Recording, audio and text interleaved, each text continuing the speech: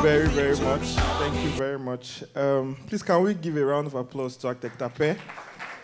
Please, do it for me, please. Can we make it emphatic? Thank you very much. Thank you very much. I want to just appreciate Architect Apeh and the team for all the honor to be able to speak to you. It's a big privilege. He doesn't take his platforms for granted. You know, he works hard. He's an impeccable leader. You don't want to know how much planning, thinking has gone into this event, you know, to make sure it was tailor-made to meet your needs. And for him to be able to give me time to be able to speak to you, it's a very huge privilege for me. Please, can you appreciate him again? Thank you very much. Thank you very much. Okay, I'm going to be quick, and I'm going to, usually, when I speak at our events, I usually sort of go off a tangent. I'm not particularly the typical motivational or, you know, aspire to, you know, exactly. So usually what I do, what I do is I try to teach you something new that can, you know, help your journey on your way to success. But today I will be going a little bit personal. I'm going to be sharing, the things I'm going to be sharing are not perfect things. They are not absolutes. But they are things that I think can build your inner personality. They can build your character. They can make you a fort, you know. They can make you impenetrable. They can make you strong. They can make you great. There are things that I believe can make you successful. So I'm going to be talking about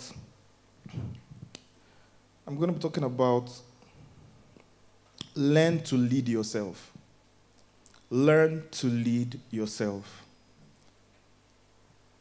Now, we're in election season, and everybody's talking about how we need a new leader, we need a good leader. This person was like this person is like that. You know, on my secondary school platform, there's hardly any day you go there that you don't have maybe almost 600 messages, and it's back and forth with this person's candidate and that person's candidate and all of that. Now, one of the things that has made the political season a debated or a heated season is because everybody wants a new leader. If leadership has not affected you before, at least this last 8 years, it affected you. Is it true? You know, so, I mean, everybody is involved right now. But now, the issue is not about leadership from outside. I want to talk about leadership from within. What are you doing about your life? How are you leading your life? What are you doing to improve yourself, to make yourself a better person? What are you doing? How are you leading yourself? Leadership, I believe, is one factor that can alter the destiny of a group of people or an organization. I mean, I've been at this organization for close to 12 years, if I'm not wrong, or 10 years. And in fact, when I was coming, I was like, I made a mistake. I should have actually shown you guys my picture, Ogakas, at 10 Summit at Makodi. If I show you that picture, if I do throwback here, if I show you that picture and I show you myself now, you will know God has done a great thing in my life.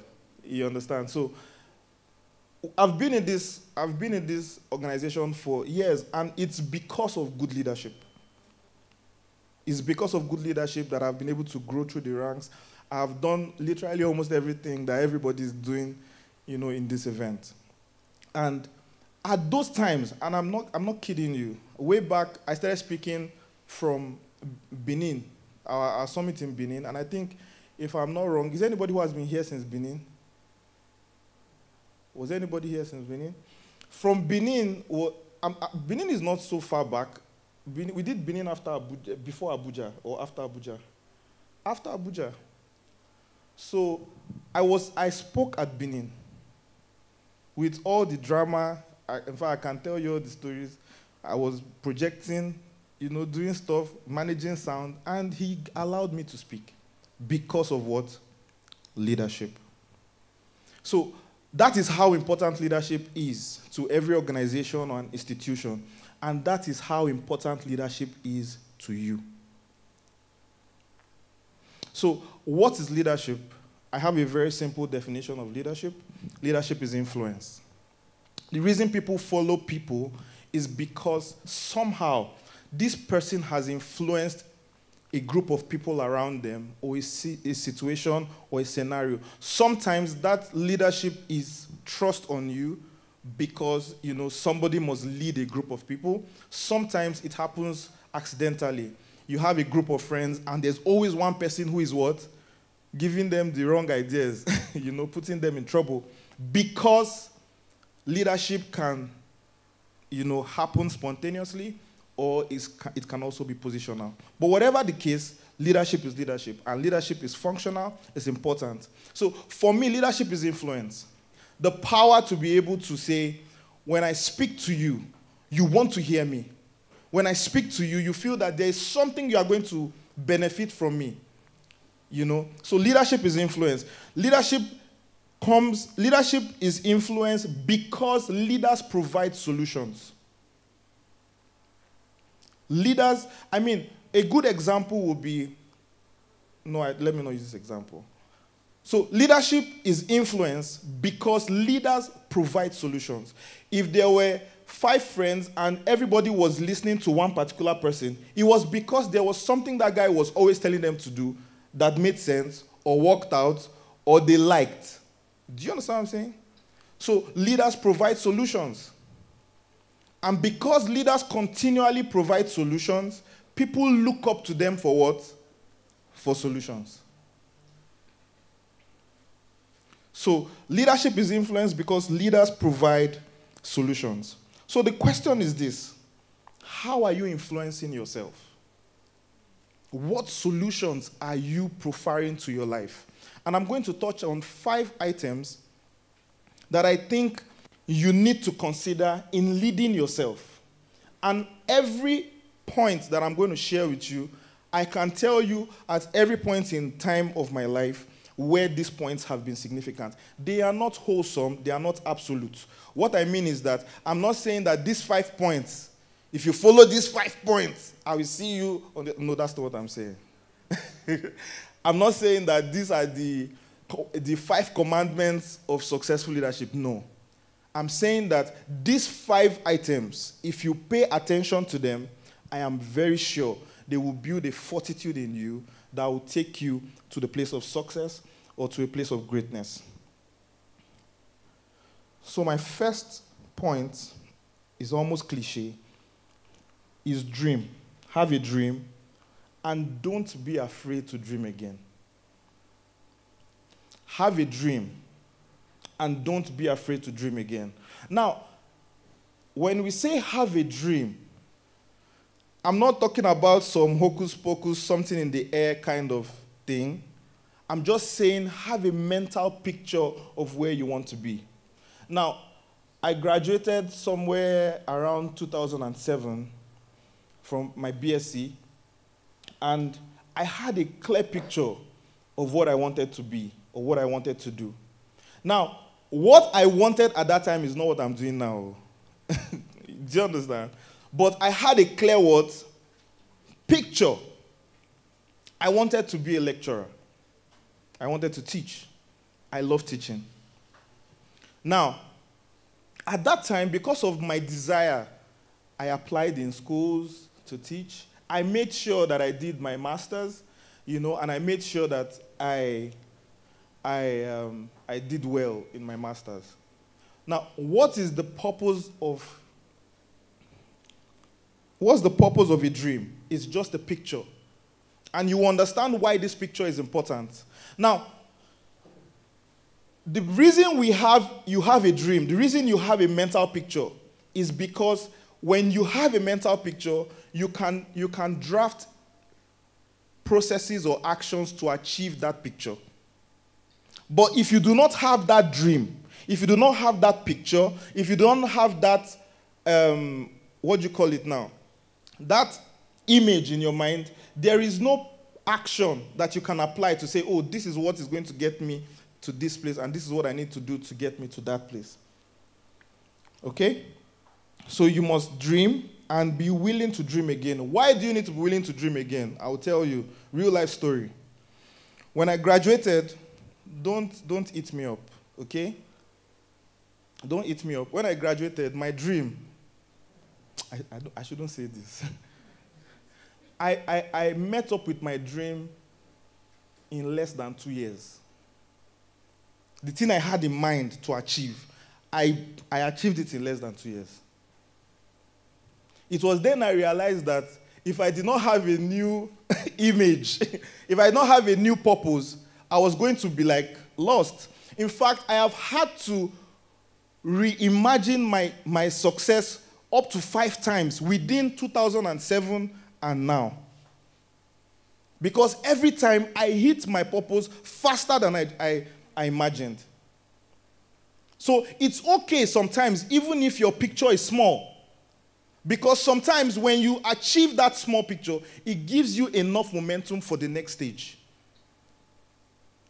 But you must have what? That dream. And you must allow yourself to be able to reconceive or bet another dream. Let me tell you, a lot of us, you think that you are ready for success. One of the questions I asked some of my colleagues in the office was, if I gave you 2 million naira, do you know what to do with it now?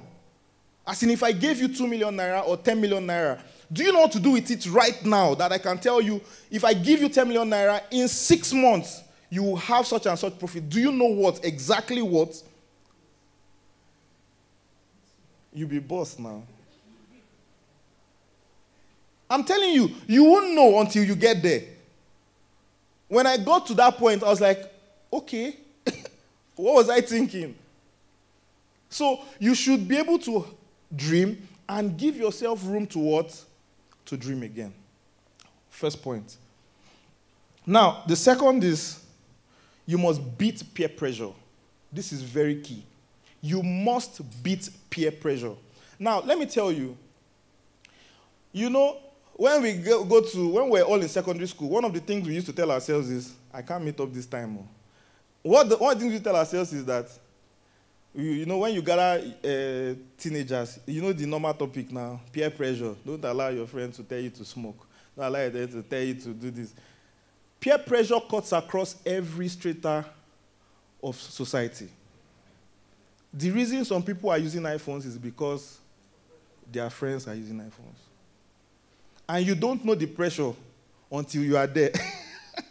And then, like Master Kasim said, you see someone who has an iPhone, using an iPhone, and has a dream and cannot finance his dream, but can buy an iPhone. Say beat peer pressure. Say beat peer pressure. Because in learning to beat peer pressure, you are able to take the right steps of discipline. That's the real deal. I didn't know that I was beating peer pressure while I was younger until 3 or 4 years later, because my friends will want to do A, B, and I'll be like, man, I can't do that shit. I'm sorry. I can't do that. Because I can't just afford to. Because I knew what I had in mind. I'm not trying to be goody two shoes, okay? I'm not trying to say, oh, I didn't feel tempted to do A, B, or C. I'm just saying I couldn't afford to because of what? Because of where I was going. I knew what these guys had. I knew the possibilities and opportunities they had. I knew the ones I did not have. I was real with myself. I had to be practical. I had to tell myself the truth and say, if you told this line, man, you're going to be in more trouble than these guys. I saw a post yesterday. He said, if you like, be taking drugs with rich kids. If they go mad, their parents will take them to a mental hospital. You'll be disturbing us on the streets. And it's the truth. They have opportunities you don't have.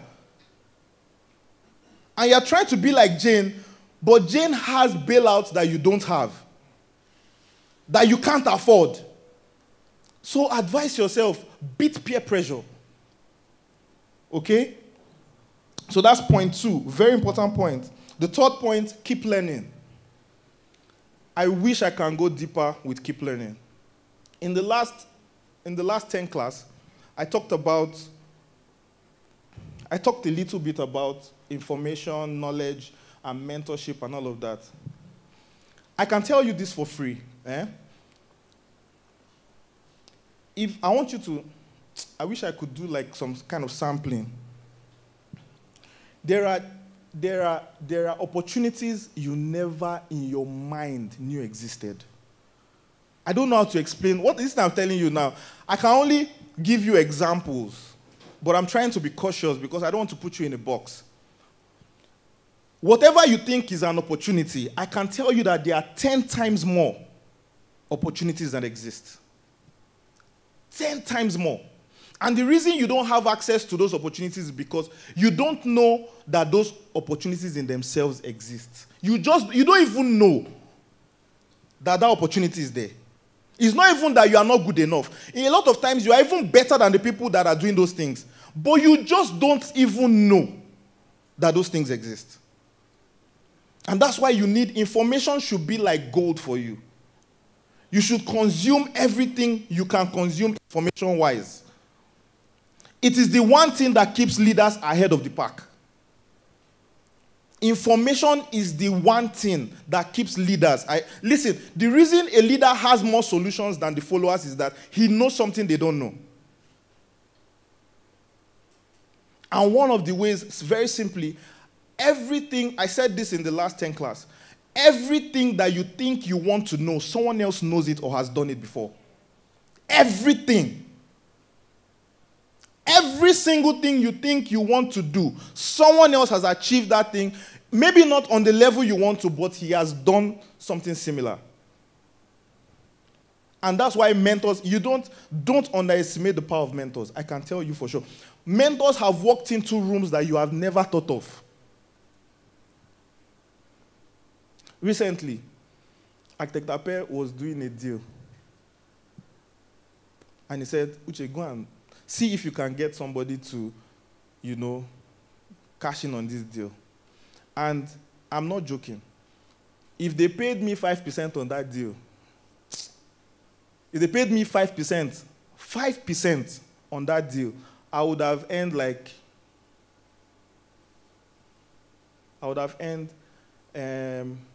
5% of 100 million is what?